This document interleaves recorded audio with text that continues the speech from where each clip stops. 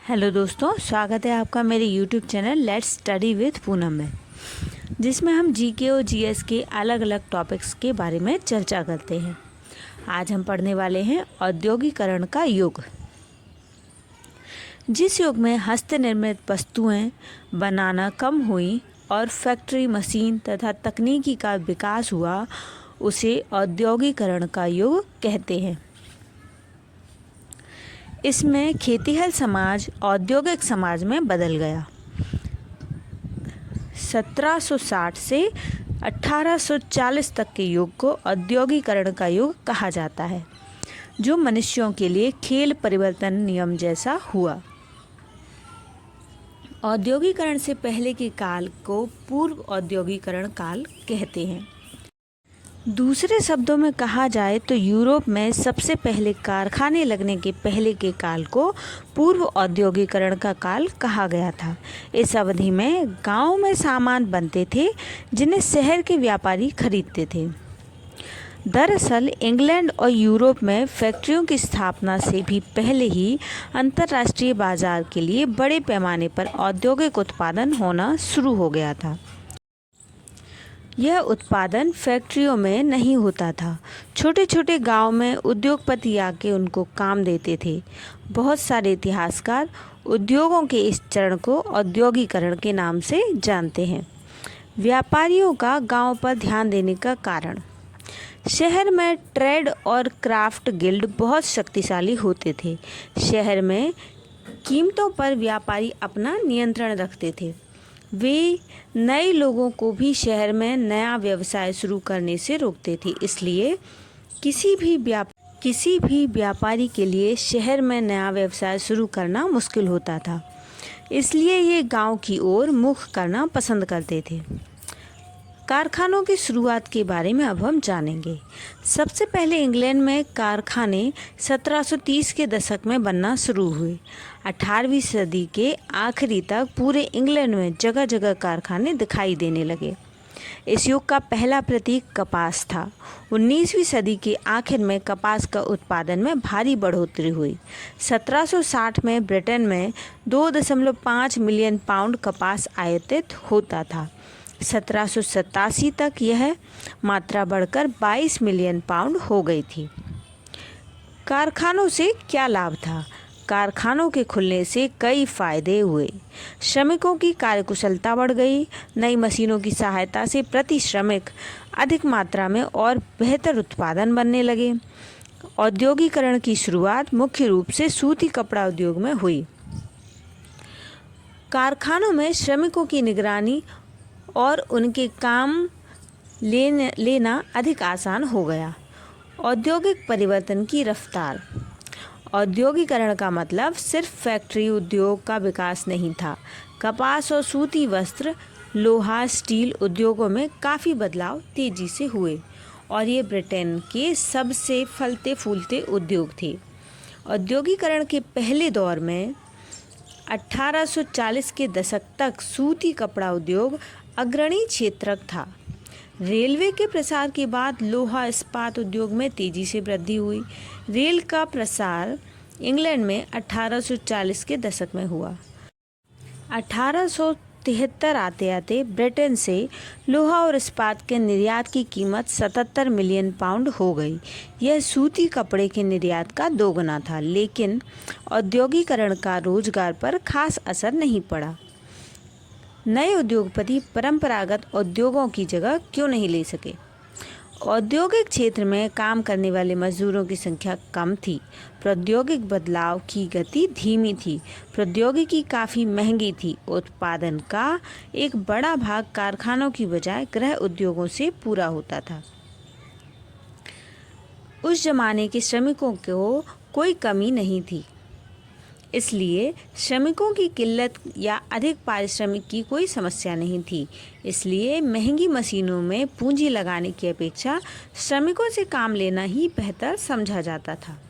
मशीनों से बनी चीज़ें एक जैसी होती थीं। वे हाथ से बनी चीज़ों की गुणवत्ता और सुंदरता का मुकाबला नहीं कर सकती थीं। उच्च वर्ग के लोग हाथ से बनी चीज़ें ही पसंद करते थे, लेकिन अमेरिका में स्थिति कुछ अलग थी। वहाँ पर श्रमिकों की कमी के कारण मशीनीकरण ही एकमात्र रास्ता था।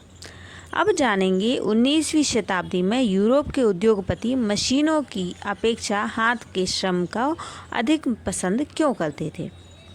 ब्रिटेन में उद्योगपतियों को मानव श्रम की कोई कमी नहीं थी। वे मशीन इसलिए नहीं चलाना चाहते थे क्योंकि मशीनों के लिए अधिक पूंजी निवेश करनी पड़ती थी। कुछ मशीनी उद्योगों के लिए वे उद्योगों में श्रमिकों द्वारा हाथ से काम करवाना अच्छा समझते थे। बाजार में अक्सर बारीक डिज़ाइन और ख़ास आकारों वाली चीज़ों की मांग रहती थी जो हस्तकौशल पर निर्भर होती थी। मज़दूरों की ज़िंदगी के बारे में अब हम समझेंगे। कुल मिलाकर मज़दूरों का जीवन दयनीय था।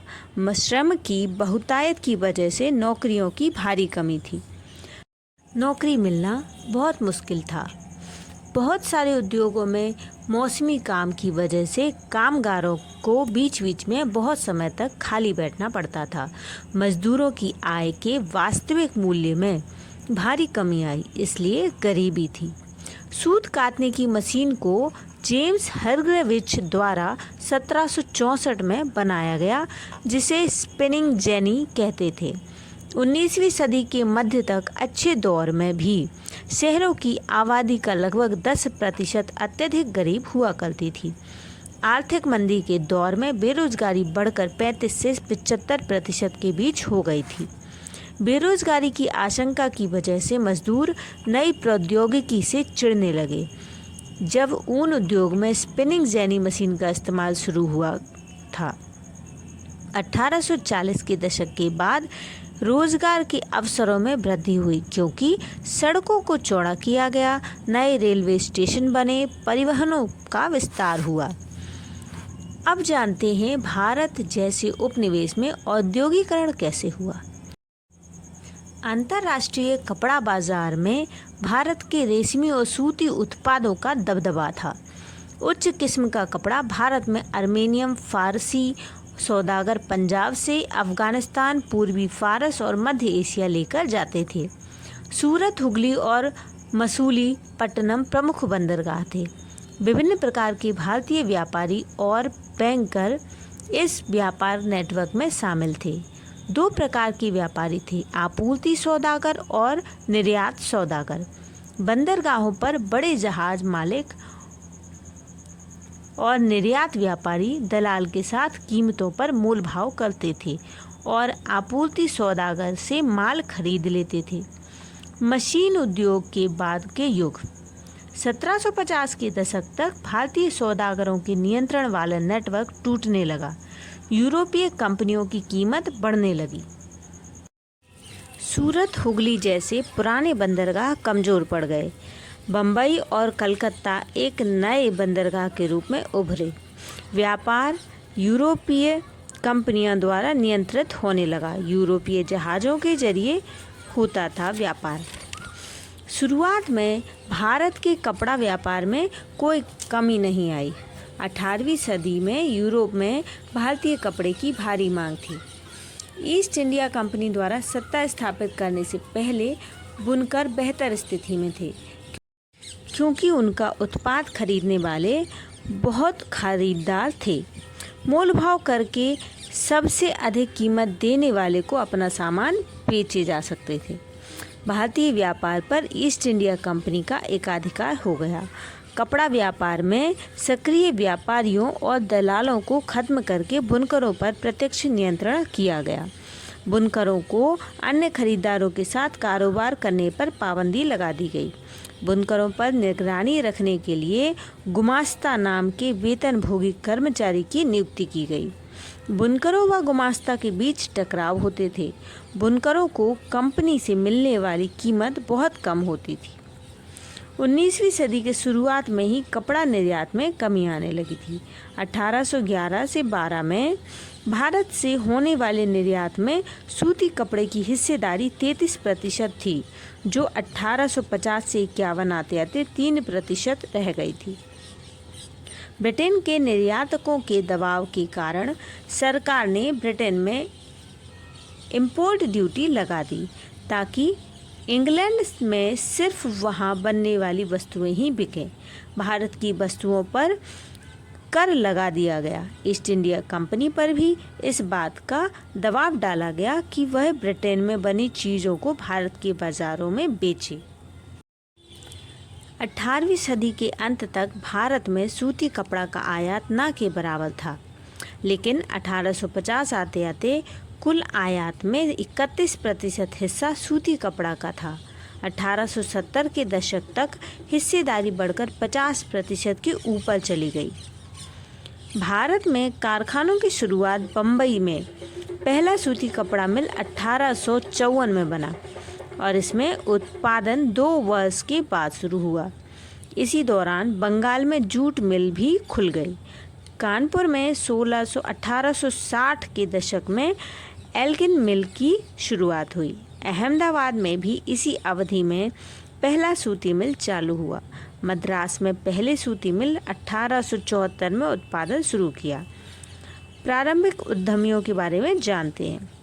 प्रारंभिक उद्यमी थे द्वारकानाथ टैगोर, बम्बई में डिंशो पैटेट, J.N. टाटा, कोलकाता के हुकुमचंद, G.D. टाटा आदि व्यापारी थे। अब हम 19वीं सदी में मजदूरों की दशा के बारे में जानते हैं। 1901 में भारतीय फैक्ट्रियों में 5,84,000 मजदूर काम करते थे। 1946 में यह संख्या बढ़कर 24,36,000 हो गई। ज़्यादातर मजदूर अस्थायी तौर पर रखे जाते थे, फसलों की कटाई के समय जो वापस चले जाते थे। इस वीडियो में हमने जाना है कि भारत में किस तरीके से औद्योगिकरण का युग आया, उद्योगों का किस तरीके से विस्तार हुआ। तो दोस्तों, यदि हमारी वीडियो आपको पसंद आए तो हमारे इस चैनल को लाइक, शेयर और सब्सक्राइब ज़रूर करें। धन्यवाद दोस्तों।